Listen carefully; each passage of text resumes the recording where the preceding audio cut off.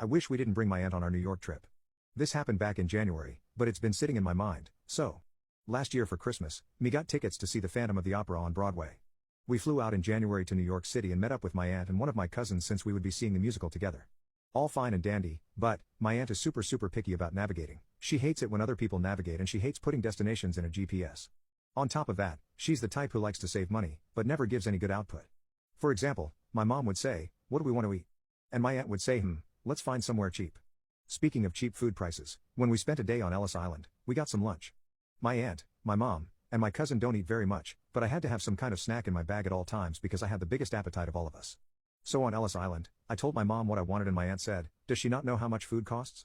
It wasn't like I was asking for the most expensive thing on the menu. On our first night walking around, my mom found that we could see the play That Goes Wrong, and we jumped at the chance to get 4 tickets for, I forgot exactly, but it was cheaper than usual. My aunt, however, saw how excited my mom was, and suggested we look at other options. Now, the play That Goes Wrong is a show that my family adores. I was excited, so I was incredibly stubborn in seeing that particular show that night. Honestly? I think the only night she enjoyed was the ballet, the one that she bought tickets for, and I almost fell asleep in, oops.